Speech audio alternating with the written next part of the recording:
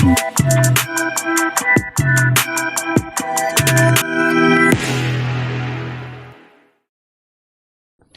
everybody, welcome back. In the last video we have made first part of the CGPT question paper, okay, 2025. उसका first 25 question हमने किया था, and now we'll going to do the next 25 question, that is from 26 to 50 question, okay. So remaining 25 is little hard question, important questions, and it requires some help, okay. It requires some nice explanation. So video को last तक देखना ताकि आप इस पूरे सा जो CGPT का पूरा पेपर है उसका आप अच्छे से क्लियर कर पाओ, ओके, समझ पाओ, ठीक है जी। तो चलिए वीडियो को स्टार्ट करते हैं। Late us start this. So let us see what we have. So in the question, this is the question number 26. Okay, so question number 26 क्या कह रहा है, देखो, a charge is placed at the point interaction of the body diagonals of a cube, the electric flux passing through any one of its face. तो कहने के लिए थोड़ा घुमा के बोला है कि ऐसा पॉइंट जहां पर डायगोनल्स क्रॉस कर रहे हैं, लेकिन अगर क्यूब है ना, और उसमें अगर डायगोनल क्रॉस कर रहे हैं तो कहां पर करते हैं, सेंटर पे करते हैं, है ना। तो अगर मैं इसको एक ऐसा डायग्राम बनाऊं, ऐसा हो गया, ठीक है जी। तो आपका जो चार्ज है, हियर इज माई चार्ज, ठीक है, and how much charge is there, that is Q. तो अगर आप गॉस लॉ लगाओ, सो गॉस लॉ क्या कहता है आपका, दैट टोटल फ्लक्स कितना हो जाएगा आपका, that is Q by epsilon not, है ना, क्योंकि चार्ज एनक्लोज कितना है आपका, Q. So Q by epsilon not will be the total flux. लेकिन आपको क्या बोला है कि एक साइड से ही कितना फ्लक्स निकालना है, बस यही बताना है आपको, सिर्फ एक पार्ट से। तो टोटल साइड्स कितने हैं इसके, 6 साइड्स हैं। तो अगर एक के लिए निकालना है तो क्या हो जाएगा, total flux divide by 6. So this will be Q by 6 epsilon naught. Okay जी. So this will going to be the flux passing through the one of its face. Okay. So option number B is our correct answer. Okay. चलिए, let us immediately go to next question. So next is our question number 27. सो 27 क्या कह रहा है, देखो यहाँ पर आपको IV plot दिया है, ठीक है, IV प्लॉट दिया है करंट और वोल्टेज का। किसके लिए दिया है ये, मेटेलिक वायर के लिए दिया है, ठीक है जी। और दो हमको इसमें रीडिंग्स दिए, 2 कैरेक्टरिस्टिक्स दिए, एक T1 के लिए है, T2 के लिए, मतलब टेम्परेचर चेंज हो रहा है, ठीक है, लेकिन वायर सेम है आपकी। आपको ये बताना है कि इनमें से कौन सा टेम्परेचर है जो कि ज़्यादा है, ठीक है जी। ओके, तो अगर हम देखें तो इसको हम बोल देते हैं कि स्लोप 2 बोल देते हैं इसको, ठीक है, T2 है इसलिए slope 2, and this is my slope 1, slope 1, ठीक है जी। इस बात को ध्यान रखेंगे। चलिए, हम क्या जानते हैं, that our V is equals to I R, है ना। तो I बाई वी कितना हो जाएगा आपका, I बाई वी हो जाएगा 1 बाई आर, है ना, I बाई वी हो जाएगा 1 बाई आर। और अगर हम इस प्लॉट में देखें तो I बाई वी क्या है, आपका स्लोप है, तो दिस इज माई स्लोप, है ना। जैसे y बाई एक्स क्या होता है, स्लोप होता है, तो y क्या है, I, x क्या है यहाँ पर v, तो I बाई वी हो गया आपका स्लोप, ठीक है। ओके, आपको हमको क्या पता है, the slope 1 is bigger than और ग्रेटर देन स्लोप 2, है ना। तो इसको यहां पर अप्लाई करते हैं, तो 1 बाई R1 क्या हो जाएगा आपका, will be greater than 1 by R2। इसी को अगर मैं रेसिप्रोकल कर दूं तो R1 क्या हो जाएगा, स्मॉलर देन R2 हो जाएगा, है ना, क्योंकि जब भी रेसिप्रोकल होता है तो आपका जो एरो है ये चेंज हो जाता है ना, तो अभी ग्रेटर था तो लेस हो जाएगा। चलिए, यहां तक तो पहुंच गए, लेकिन अभी तक हमारा टेम्परेचर के बारे में कोई इंफॉर्मेशन नहीं है। तो आप क्या जानते हो, दैट अवर रेजिस्टेंस किसके लिए, फॉर मेटल्स क्या होता है, resistance is directly proportional to temperature, मतलब टेम्परेचर बढ़ेगा तो रेजिस्टेंस भी बढ़ेगा। तो इसी चीज को मैं यहां भी अप्लाई कर सकता हूं, तो मेरा क्या हो जाएगा, T1 is less than T2, ठीक है जी, T1 is less than T2। So ये आ गया हमारा आंसर। सो हो गया हमारा option number C. So option number C is the correct answer. You can take screenshot also, video रोक के एक बार स्क्रीनशॉट ले सकते हो और then will go for the next question. चलो, बहुत बढ़िया, let us start another question. Okay 28। So 28 देखो क्या कह रहा है आपको, एक डबल कॉन्वेक्स लेंस है, ठीक है जी, दो सरफेसेस हैं, इक्वल रेडियाई है, रिफ्रैक्टिव इंडेक्स ये है, आपको बताना है कि एफ और आर के बीच का रिलेशन क्या होगा। तो एफ और आर के लिए हमको क्या निकालना होता है, हमको इक्वेशन पता है 1/f equal to mu minus 1/r1 minus 1/r2, ठीक है जी। तो कभी भी आप जानते हो एक कॉन्वेक्स लेंस जो होता है, कॉन्वेक्स लेंस, ये हो गया हमारा कॉन्वेक्स लेंस, तो ये हो गया हमारा R1, ये हो गया हमारा R2, ठीक है जी, ये हो गया R1 और R2। तो हमको क्या बोला यहाँ पर देखो, R1 कितना हो जाएगा, अगर आप इसका कर्व देखोगे तो that is toward the direction of light, so क्या हो जाएगा, दिस इज कैपिटल R। और सिमिलरली R2 क्या हो जाएगा, R, लेकिन यहाँ पर नेगेटिव, क्योंकि ये वाला कर्व R किधर आएगा, इधर है ना, opposite to the direction of light, तो ये हो जाएगा -R। चलो इसी को यहाँ पर हम पुट कर देते हैं और म्यू को भी हम 1.5 पुट कर देंगे, तो क्या हो जाएगा देखो 1.5 माइनस 1/r माइनस 1/-r, तो क्या हो जाएगा ये 0.5 और माइनस माइनस प्लस, सो 2/r, 2 इंटू हाफ कितना हो जाएगा 1/r, तो 1/f कितना आ गया हमारा 1/r, तो f कितना आ जाएगा r, ठीक है जी। सो हमारा option number B is the correct option, ठीक है जी। Similarly now will go for the next question. चलो क्वेश्चन नंबर 29।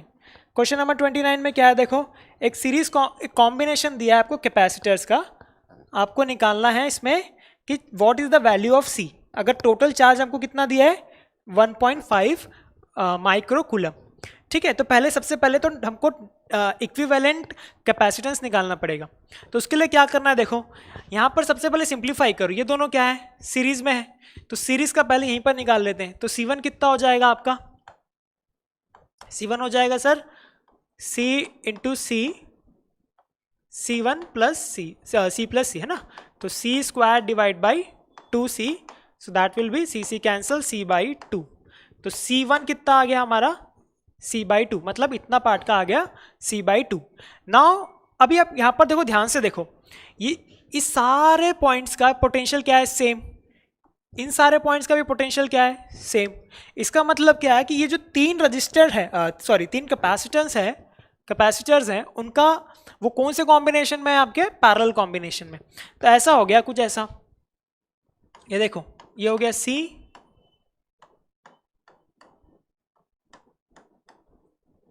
ऐसा हो गया, सो this is C, this is C/2 and this is also C। सो अब अगर हमारे पास पैरेलल कॉम्बिनेशन है, सो क्या अब हम इसको निकाल सकते हैं कि नहीं,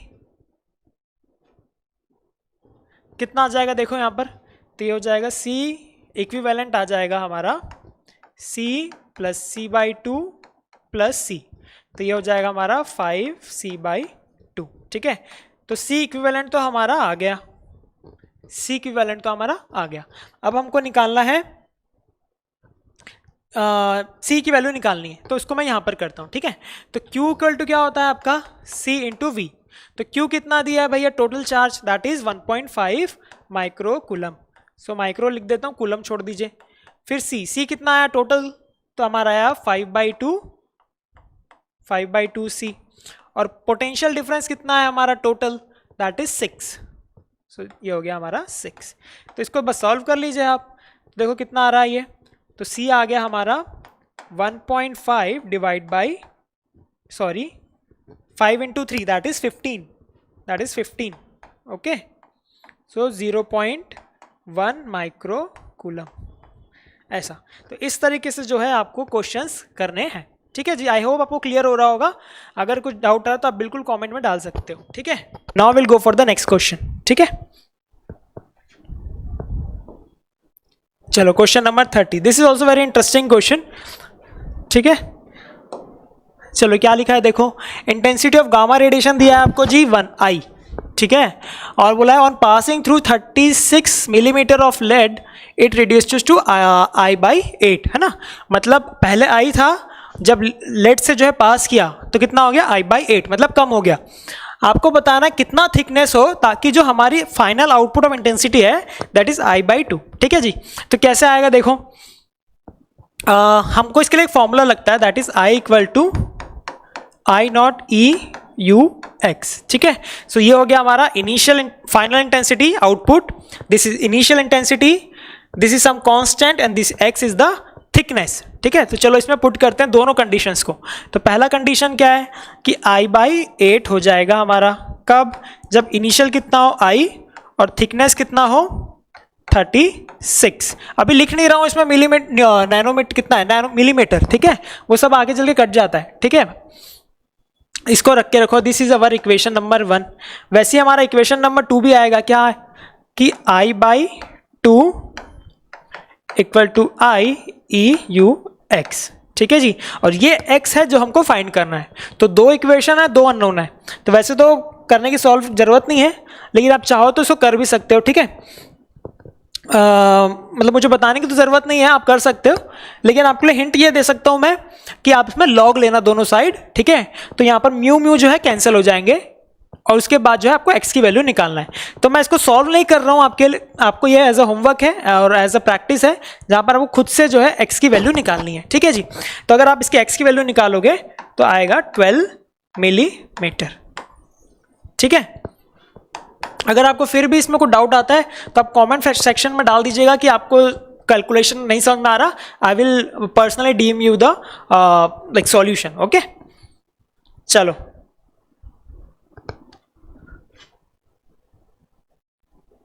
ओके चलो कुछ थ्योरेटिकल क्वेश्चन भी आ गए, सो करते हैं इसको। Just give me 1 second.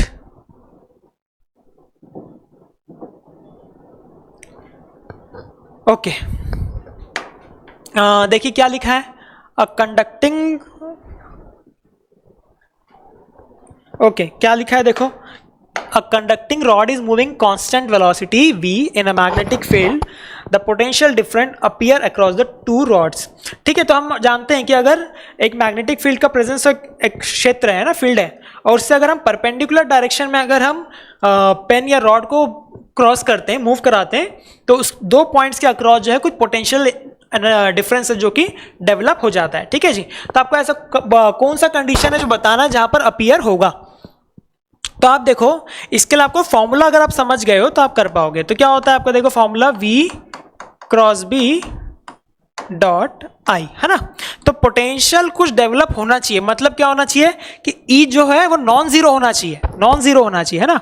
तो आप देखो अगर मैथ्स लगाओगे तो E जीरो कब कब हो सकता है, तो अगर V वेक्टर है वो अगर पैरेलल हो गया, V अगर पैरेलल हो गया B के साथ, तो क्रॉस प्रोडक्ट है तो जीरो हो जाएगा, है ना, क्रॉस प्रोडक्ट जीरो हो जाएगा। मतलब V क्या होना चाहिए आपका, कभी भी पैरेलल नहीं होना चाहिए, तभी क्या होगा आपका E नॉन जीरो होगा। तो ये पहली कंडीशन है नॉन जीरो के लिए। वैसे ही अगर देखो तो V क्या होना चाहिए, it should not be parallel to L, है ना। V अगर पैरेलल हो गया L के तो भी दिक्कत है। तो यहां से अगर देखोगे तो फिर इट विल नॉट डेवलप, तो this should also be wrong, है ना, this is also wrong. Similarly B क्या होना चाहिए, it should not be parallel to L. ठीक है, अगर पैरेलल हो जाएगा तो कुछ परपेंडिकुलर पोटेंशियल डिफरेंस लगेगा ही नहीं, ठीक है, मैग्नेटिक फोर्स लगेगा ही नहीं इलेक्ट्रॉन पे, तो कुछ शिफ्ट ही नहीं होगा, और शिफ्ट ही नहीं होगा तो पोटेंशियल डिफरेंस ही डेवलप नहीं होगा। ठीक है, इसलिए ये तीनों कंडीशन फॉलो होना चाहिए ताकि हमारा जो है E जो है वो नॉन जीरो हो। तो अगर हम देखें तो पहला कंडीशन गलत, दूसरा गलत, तीसरा गलत, तो none of the above is the correct answer. ठीक है जी, ओके चलो नेक्स्ट क्वेश्चन पे चलते हैं। नेक्स्ट है हमारा क्वेश्चन नंबर 32। ठीक है, तो इस क्वेश्चन में आपको देखो क्या करना है, आपको दो बातें बोली है, असर्शन दिया है और रीजन दिया है, आपको बताना है क्या सही है क्या गलत है। तो इसका टेक्निक है, इसका क्या टेक्निक है देखो, इसको ना यहां से ऐसे कट कर दो, इसको यहां से ऐसे कट कर देते हैं, इसको ऐसे कट कर दीजिए, तो हमारा सिस्टम कैसा बन जाएगा। इसको मैं अगर रीड्रॉ करूं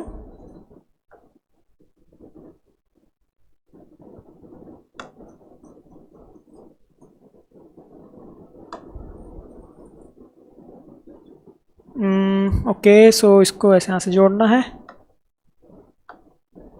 ऐसा, ठीक है जी। इसको ऐसे कट कर दो। इसके पीछे भी कारण है, इसके पीछे कारण है ना। ये क्यों ऐसा होता है, ये एक ऐसा मेथड है, तभी लगा सकते हो जब आपका सिमेट्रिक हो, हमारे जो कॉम्बिनेशन है वो सिमेट्रिक हो। तो अगर आप देखो सिमेट्रिक है ना, हॉरिजॉन्टली देखोगे तो सिमेट्रिक है, वर्टिकली देखो तब भी सिमेट्रिक है, तो उस टाइम में हम क्या करते हैं, इसको कैंसिल कर देते हैं। अभी देखो, टाइम बचाने के लिए मैं थोड़ा सा इसको फास्ट करूंगा, लेकिन आई एम श्योर आप समझ जाएंगे इसको, ठीक है।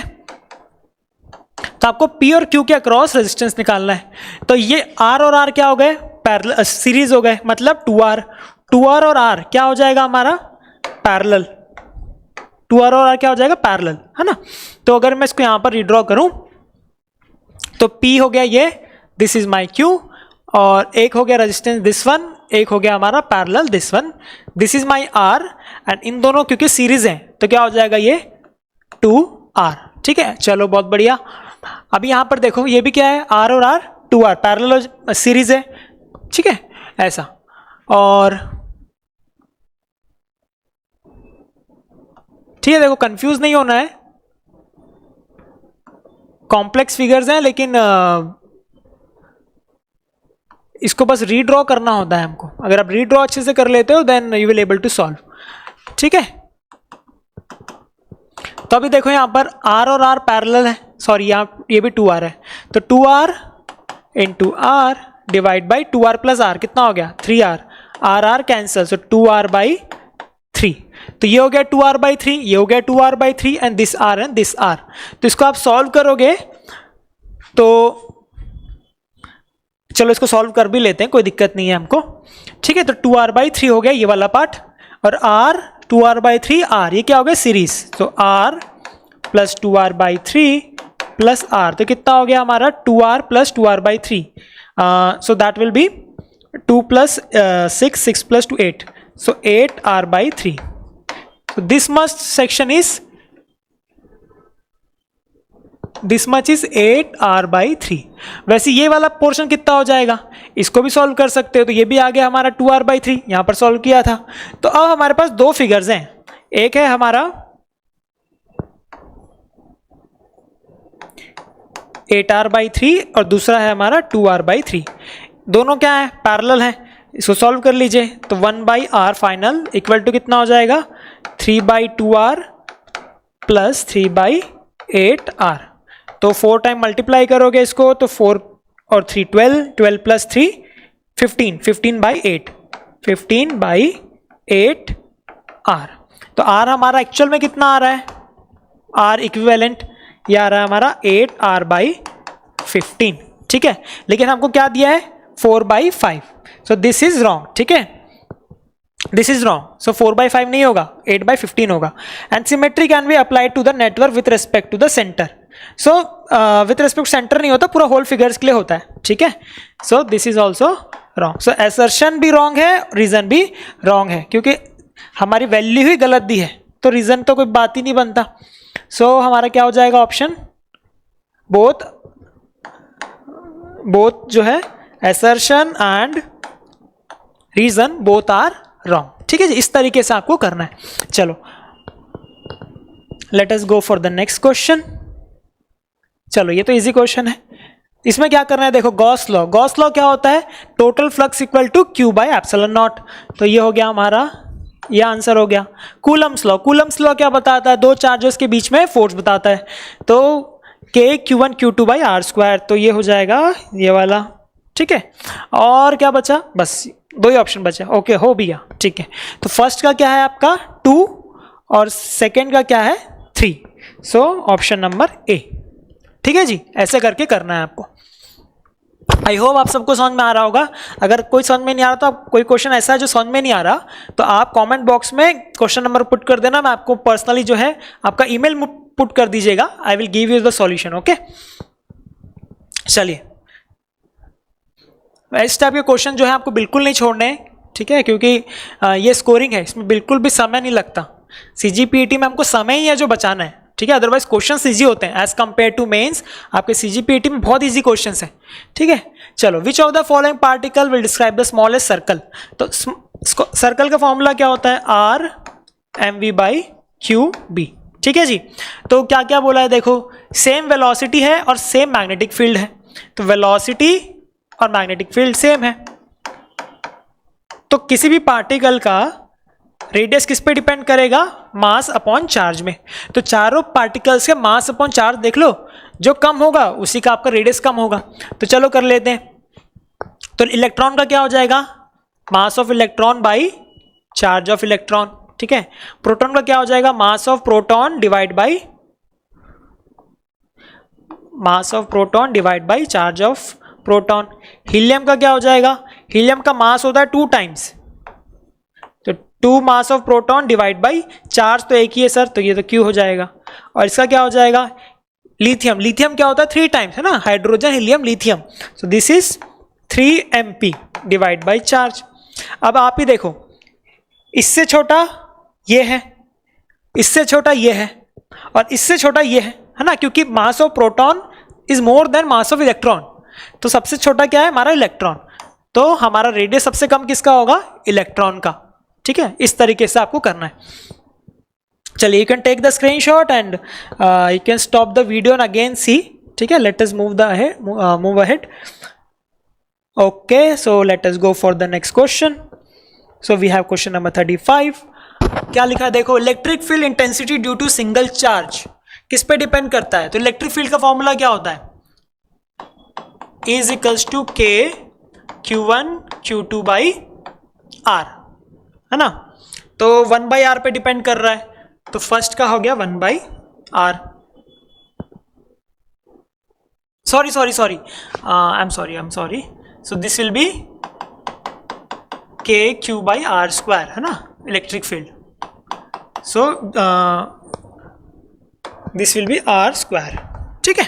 ओके, डाइपोल का क्या होता है देखो, इलेक्ट्रिक फील्ड ये हो जाता है K P by R square या फिर K Q by R cube होता है, ठीक है, K Q by R cube, है ना। इसको याद रखिएगा, ठीक है। एक होता है Kp बाई R क्यूब और एक होता है 2Kp बाई R क्यूब, है ना, इस तरीके से होता है। तो अल्टीमेटली ऐसा हो गया, है ना।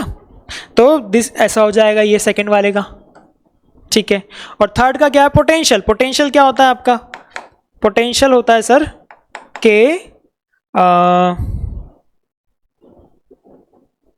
Q बाई R, है ना, K Q by R। So C का हो जाएगा 1। तो अब आप आंसर मैच कीजिए, है ना। A का हो गया आपका 4, A का हो गया 4, B का हो गया 3 और C का हो गया 1। तो जो भी ऑप्शन है वो that is the correct option. So option number D is the correct option, option number D is the correct option, ठीक है। मैं ना वीडियो में थोड़ा फास्ट बोल रहा हूँ ताकि हमारी वीडियो की लेंथ थोड़ी छोटी हो, लेकिन अगर कोई ऐसा क्वेश्चन है जो डिटेल में समझना चाहते हो और आपको नहीं समझ में आ रहा, आप बिल्कुल जो है कमेंट में अपना ईमेल आईडी पुट कर दीजिएगा, ठीक है। I will personally send you the proper detail solution of the any question which you want, okay. चलिए, लेट अस गो अहेड, ठीक है। ओके, क्या लिखा है देखो, न्यूक्लियाई का डिफरेंट साइज होता है, रीजन है ये। तो बिल्कुल सही बात है भैया, है ना। जैसे जैसे उसका मास नंबर चेंज होगा, है ना, तो उसका साइज भी चेंज होता जाएगा, तो बिल्कुल सही है। तो एसर्शन भी सही है और रीजन भी सही है, तो both are true and reason is the correct explanation of assertion. तो ये सही बात है भैया, है ना, क्योंकि ए की वैल्यू चेंज होती जाएगी, हीलियम के लिए, लिथियम के लिए और कैल्शियम के लिए, जितने भी आयरन के लिए, तो वैसे वैसे आर भी चेंज होते जाएगा, है ना। तो इसलिए this is the correct option. ऐसे टाइप के क्वेश्चन आपको बिल्कुल भी नहीं छोड़ने, है ना, सीजीपीटी में आपको यही समय बचाता है, ठीक है। चलिए नेक्स्ट क्वेश्चन, ठीक है। 3 रेज है, रेड, ग्रीन और ब्लू, ऐसे फॉल कर रही है। आपको बताना है कि internal reflection light that will be transmitted, ठीक है, मतलब यहां से पास हो जाएगा। ऐसी कौन सी लाइट है जो पास हो जाएगी, ठीक है, ऐसा। तो कब होगा, जब आपका जो एंगल है, incident angle, that is less than critical angle, है ना, तभी होता है। जब क्रिटिकल एंगल से हमारा इंसिडेंट एंगल छोटा हो तो क्या होता है, ट्रांसमिट हो जाता है। तो ये दिस इज द कंडीशन,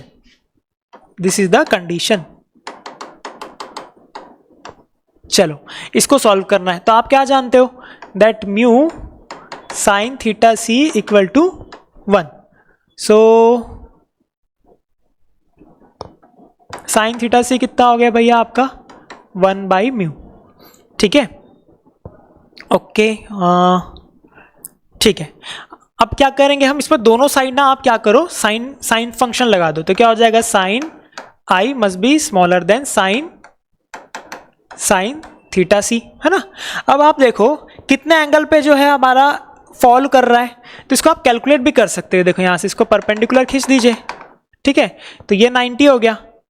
अब ये 45 है तो ये भी कितना हो गया 45, तो ये भी कितना हो जाएगा 45, ठीक है। तो इंसिडेंट एंगल कितना हो गया हमारा 45, तो sine 45 must be less than sine theta C that is 1 by mu. तो साइन 45 कितना होता है 1 by √2, that should be less than mu. तो म्यू इसको अपोजिट कर दो, तो √2 should be less greater than mu.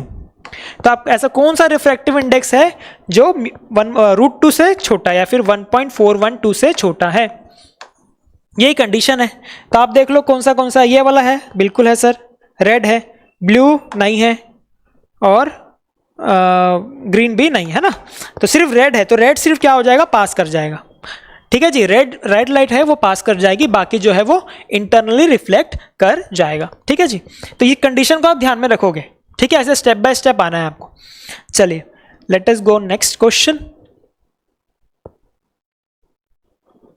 Okay, so IV characteristic बताना है आपको कि कौन सा सही है। ओके कोई दिक्कत नहीं है। फॉरवर्ड तो आपको मैं वर्बली बता रहा हूँ, ठीक है। तो होता क्या है कि जब पीएन जंक्शन होता है वो फॉरवर्ड बायस में होता है, तो जो डिप्लीशन लेयर होता है वो श्रिंक कर जाती है ना, श्रिंक कर जाती है, क्योंकि अपोजिट होता है ना, अंदर क्या होता है नेगेटिव पॉजिटिव और बाहर क्या होता है पॉजिटिव नेगेटिव, तो उसकी वजह से जो है नेट पोटेंशियल जो अंदर की ओर है वो श्रिंक कर जाता है, ठीक है। तो अंदर की ओर क्या होगा आपका, अंदर ऐसा है, तो दिस इज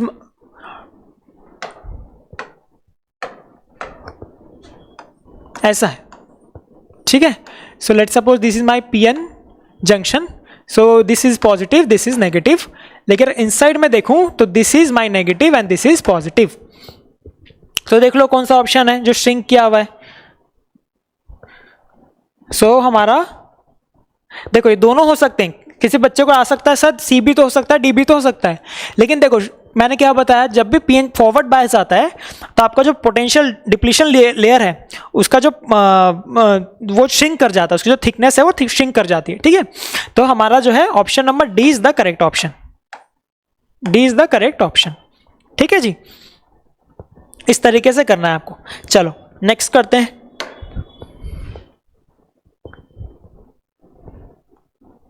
ठीक है, क्या बताना है भैया, to increase the angular magnification of a simple microscope we should increase.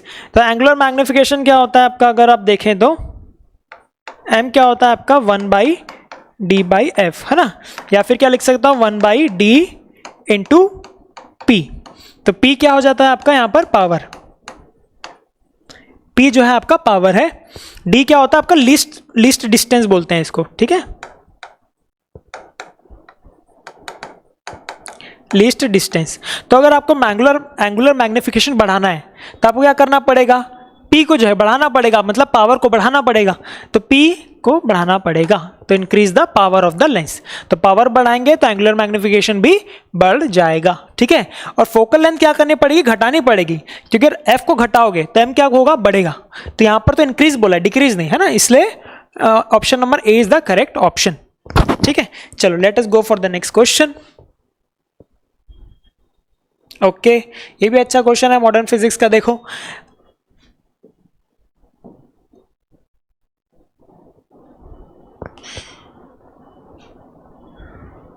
चलो देखो क्या लिखा है यहां पर, एटॉमिक नंबर और मास नंबर, है ना।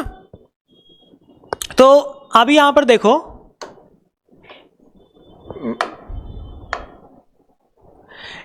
अगर आप ए देखोगे तो दैट इज सेम, है ना, atomic mass number is the same but our atomic number is changing, है ना, इट इज एडिंग 1। तो यहां पर क्या होगा, यहां पर बीटा माइनस रिएक्शन हो जाएगा, ये ऐसा हो जाएगा।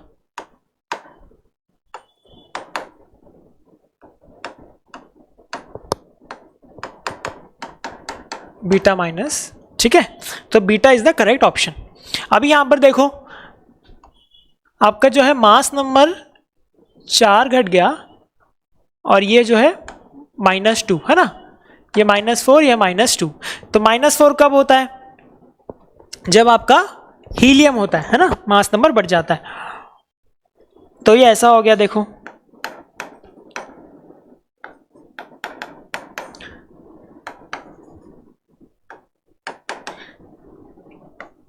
ये ऐसा हो जाएगा, हीलियम 4 2। अभी देखो A -4 + 4 कितना हो गया A, Z -1 + 2 कितना हो गया Z +1, है ना। सो हमारा कौन सा ऑप्शन हो जाएगा? बीटा हो गया ये, और इसको इसी को हम अल्फा पार्टिकल भी बोलते हैं, ठीक है। This is only alpha particle, so beta alpha, तो ऑप्शन नंबर बी। वैसे चेक करने की जरूरत नहीं थर्ड डायरेक्शन में क्या होगा, ठीक है, क्योंकि दो ऑप्शन में पता चल गया कि option number B is the correct option, ठीक है। वैसे यहां पर देख भी सकते हो, है ना, this is my excited state. तो एक्साइटेड स्टेट कब होता है? जब एनर्जी रिलीज हो जाती है। तो क्या हो जाएगा आपका? यहां पर गामा पार्टिकल हो जाएगा, ठीक है।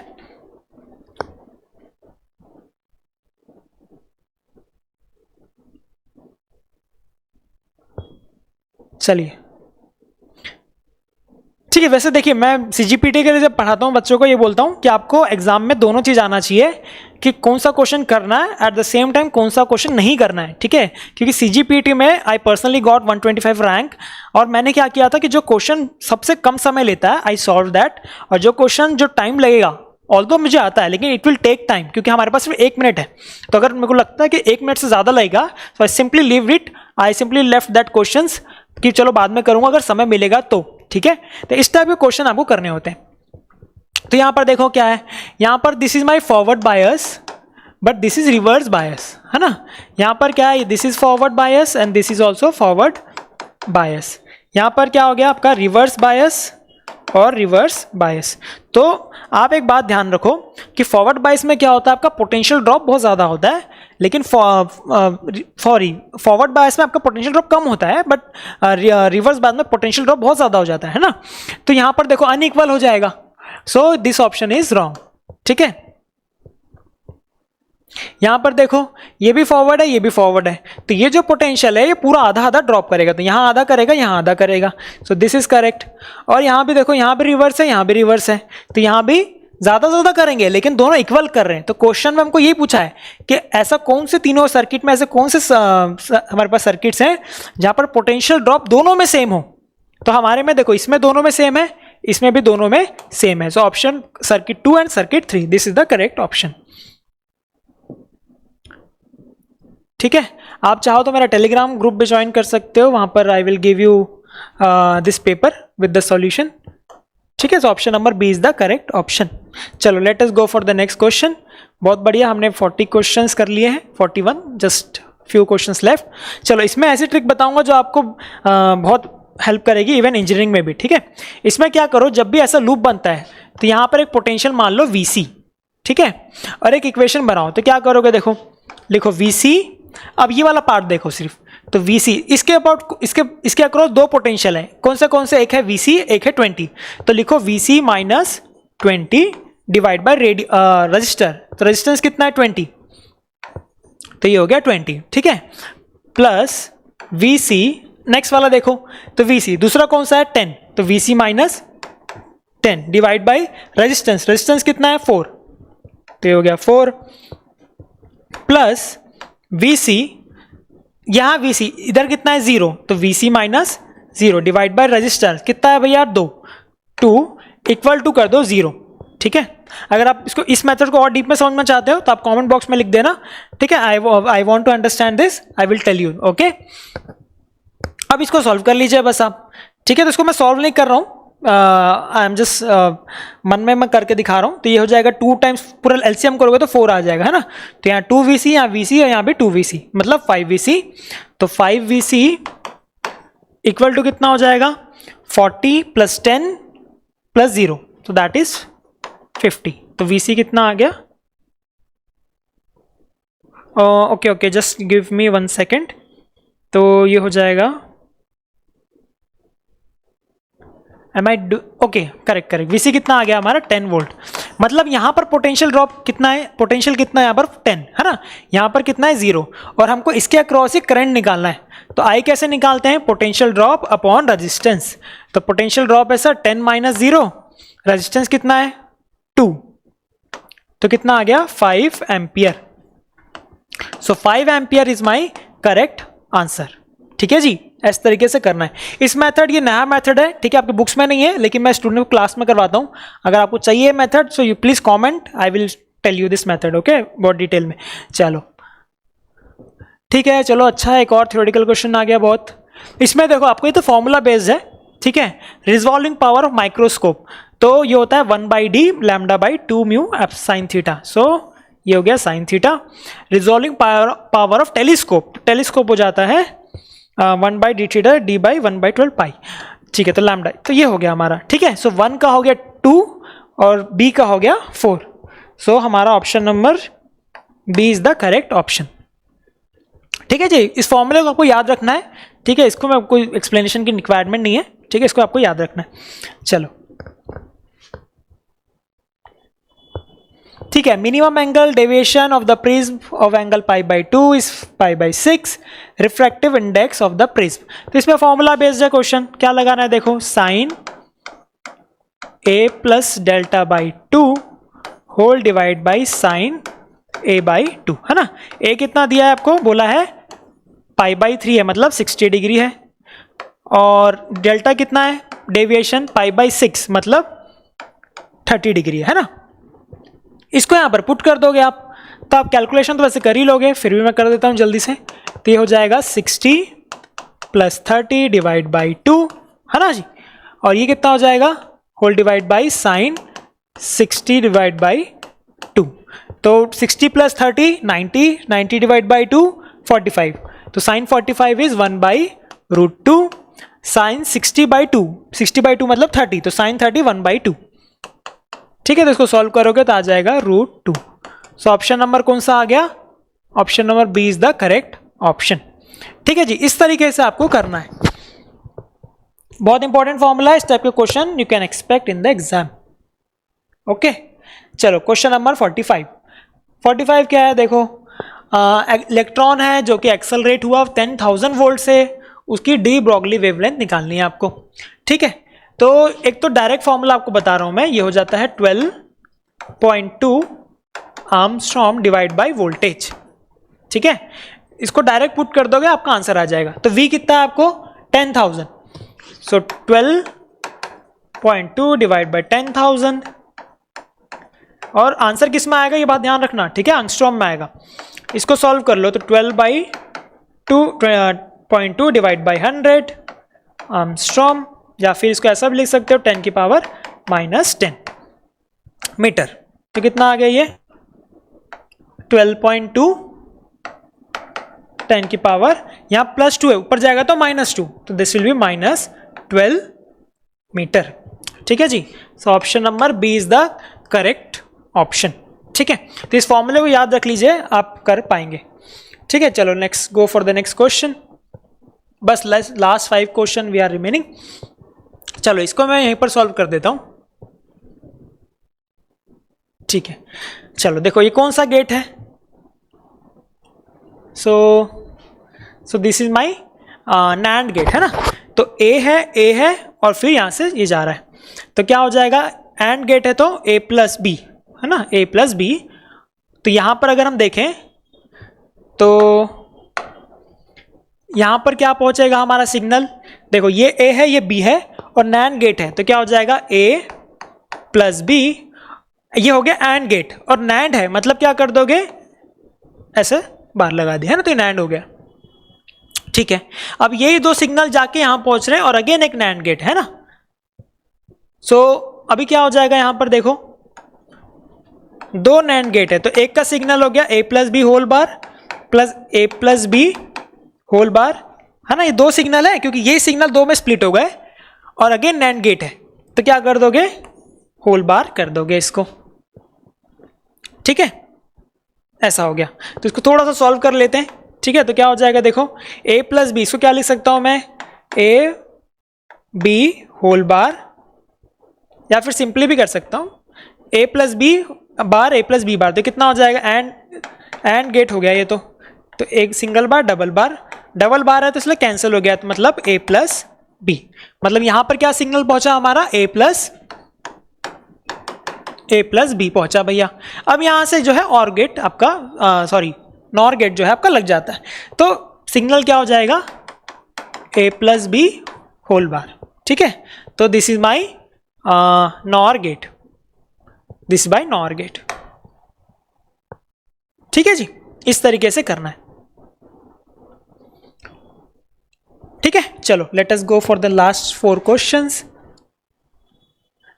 अच्छा ओके, सो कॉन्वेक्स लेंस दिया है, मटेरियल बोला है रिफ्रैक्टिव इंडेक्स 1.2, और इस लेंस को हमने पानी में डिप कर दिया जिसकी रिफ्रैक्टिव इंडेक्स है 1.33, it will behave like. Okay देखो ये थ्योरेटिकल क्वेश्चन है, तो कॉन्वेक्स लेंस में क्या होता है आपका, it is a convergent lens है ना, कॉन्वर्जिंग लेंस। तो क्या करता है, सारी लाइट को कॉन्वर्ज कर देता है। कब करता है, जब बाहर क्या हो, एयर हो और यह ग्लास हो। लेकिन जब हम इसको पानी में डाल देते हैं तो उसका रिफ्रैक्टिव इंडेक्स क्या, पानी का ज़्यादा। तो याद रखो, जब भी लेंस का ऐसा मीडियम में डालें जिसका रिफ्रैक्टिव इंडेक्स उससे भी ज़्यादा है ना, तो ये क्या हो जाता है, इसका नेचर जो है अपोजिट हो जाता है। मतलब अगर कॉन्वेक्स है कन्वर्जिंग है तो डाइवर्जिंग हो जाएगा, डाइवर्जिंग है तो कॉन्वर्जिंग हो जाएगा। तो कॉन्वेक्स लेंस वैसे क्या है आपका, कन्वर्जिंग। तो जब भी आप इसको पानी में डालोगे तो ये बन जाएगा डाइवर्जिंग। ठीक है, so it is a diverging lens. तो इस बात को आपको इस तरीके थ्योरेटिकली करना है। ठीक है, okay. For next question, for harder exercise. Okay, harder wave exercise क्या होता है, जिसकी एनर्जी ज़्यादा होती है। तो एनर्जी क्या होती है किसी भी लाइट की, है ना, या फिर दिस सोर्स ऑफ रेस की, h into mu. So energy कब हाई होगी, जब फ्रीक्वेंसी हाई होगी। तो फ्रीक्वेंसी हाई क्या है, frequency high is the correct answer. ठीक है, तो हार्डर एक्सरेज मतलब एनर्जी ज़्यादा मतलब फ्रीक्वेंसी ज़्यादा होनी चाहिए, इसलिए option C is the correct option. ठीक है, चलो लास्ट 2 क्वेश्चंस। चलो क्या लिखा है देखो, एक आपको कॉम्बिनेशन दिया है और एमीटर है, ठीक है, और उसका गैल्वेनोमीटर है, उसमें रेजिस्टेंस है। आपको बताना है कि कितना करंट जो है रिकॉर्ड किया जाएगा एमीटर से द्वारा। तो यहाँ पर देखो बहुत इंपॉर्टेंट है, आप जानते हो एक बात को कि हम गैल्वेनोमीटर को एमीटर में भी कन्वर्ट कर सकते हैं और उसको वोल्ट मीटर में भी कन्वर्ट कर सकते हैं। कैसे करते हैं, उसमें हम शंट रेजिस्टेंस लगाते हैं। तो कभी भी गैल्वेनोमीटर में अगर आप पैरेलल में एक शंट रेजिस्टेंस लगाओ तो it will act as a ammeter. ठीक है, तो यहां पर एक्चुअल में क्या है, देखो यहां पर दिख रहा है A, but this is not the ammeter, this is the galvanometer plus shunt resistance. ठीक है, तो इसको अगर मैं रीड्रॉ करूं तो this is like something like this my galvanometer 3 volt, this is 3 this, और इसका कितना दिया है, शंट रेजिस्टेंस दिया है हमको 0.22 एम्पियर। ठीक है, इस तरीके से आपको दिया है। ओके, 60 इसका भी दिया है आपको, 60 ओम का गैल्वेनोमीटर भी है ना, जब गैल्वेनोमीटर में वायर होता है तो उसका भी कोई रेजिस्टेंस तो होगा ही, तो दैट इज 60 इज गिवन। हमको निकालना है कितना करंट होगा। ठीक है, तो अगर हम सिंपल सर्किट भी समझें तो हमारे पास टोटल 3 रेजिस्टेंस हो गए। ठीक है, एक है 3, एक है 60, एक है 0.02। अब इसको सॉल्व कर लीजिए, टोटल रेजिस्टेंस निकाल लीजिए, टोटल वोल्टेज पता है तो टोटल करंट भी निकल जाएगा और वही आपका ये रिकॉर्ड करेगा। तो टोटल पहले रेजिस्टेंस निकाल लो। तो अगर मैं इसको R1 बोलूं, इसको अगर मैं R1 बोलूं, ठीक है, तो R1 कितना हो जाएगा, R1 कितना हो जाएगा, that is 60 into 0.02 divide by 60 plus 0.02। ठीक है, अब यहां पर देखिए कॉम्पिटिटिव एग्जाम के लिए बहुत इंपॉर्टेंट बात बता रहा हूं। इस टाइप के क्वेश्चंस में अगर आप सॉल्व करने बैठोगे तो बहुत समय लग जाएगा। तो आप एक बात जानते हो कि रेजिस्टेंस जब भी पैरेलल में होते हैं तो उनका जो नेट रेजिस्टेंस होता है वो छोटे वाले से भी कम आता है, इस फैक्टर को आप याद रखना। तो यहाँ पर छोटा वाला रेजिस्टेंस कौन सा है, पैरेलल रेजिस्टेंस में 0.2, तो हमारा जो नेट रेजिस्टेंस आएगा वो 0.2 से भी छोटा होगा। ठीक है, इस बात को ध्यान रखना। तो हमको कैलकुलेट ना करने के लिए हम क्या करते हैं, इसको मान लेते हैं कि मोटा मोटा कितना होगा, 0.02 इतना ओम होगा। ठीक है। हालांकि एग्जैक्ट कैलकुलेट करना थोड़ा मुश्किल है, इसलिए यहाँ पर थोड़ा सा मान लीजिए ताकि हमारा आंसर लगभग आ जाएगा। ठीक है, अभी देखना कैसे आएगा। चलो ये आ गया, अब हमको यहाँ निकालना है। तो ये अब क्या हो गया हमारा, दो करंट निकालना है। तो करंट क्या होगा, वोल्टेज बाई टोटल रेजिस्टेंस। तो वोल्टेज कितना है हमारा, 3 वोल्ट है, और टोटल रेजिस्टेंस कितना है। तो आप बोलोगे सर ये 3 तो है ही, और आपने बोला इसका R1 आया 0.02, सो 3 + 0.02। अब यहाँ पे भी देखो 3 और ये कितना हो जाएगा 3.02।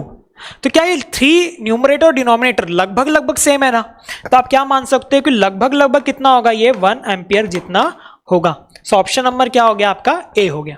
ठीक है, अभी देखो एग्जाम में अगर आप कैलकुलेट करोगे तो बहुत समय लगेगा, लेकिन हमारा आंसर इतनी जल्दी आ गया। ठीक है, तो इस बात को याद रखो कि कैलकुलेशन कैसे करना है हमको एग्जाम में। ठीक है जी, चलिए बहुत बढ़िया। आज की क्लास का लास्ट क्वेश्चन तो बोला है फेज डिफरेंस, फेज डिफरेंस बोला है।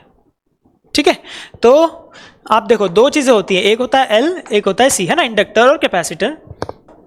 इसमें कितना डिफरेंस होता है आईवी में, तो इसमें आप देखोगे कि 90 डिग्री का फासला होता है। ठीक है, और अगर यहां भी 90 देखोगे तो यहां भी 90 डिग्री का फासला होता है। ठीक है, कि आपका जो इंडक्टर है उसमें करंट और वोल्टेज के बीच में 90 डिग्री का फासला है, और इसमें भी कितना होता है 90 डिग्री का फासला। तो टोटल कितना हो गया, 90 + 90 दैट इज 180। ठीक है, 180 हो गया ऐसा। तो हमारा आंसर क्या हो जाएगा भैया, 180। सो option number D is the correct answer. ठीक है जी, इस तरीके से करना है। हालांकि सॉल्यूशन बहुत डीप में भी कर सकते हैं, आराम से कर सकते हैं, लेकिन वीडियो की लेंथ छोटी हो इसलिए हमने थोड़ा फास्ट किया। सो आई होप आपको पूरा वीडियो समझ में आया होगा। सारे क्वेश्चंस मैंने करा दिए हैं, 50 क्वेश्चन। अगर आप पहली बार चैनल पे हो तो आप फर्स्ट पार्ट भी देख सकते हो जिसमें 25 क्वेश्चन मैंने ऑलरेडी कराए हैं। ठीक है, सो आई होप आपको वीडियो अच्छी लगी होगी।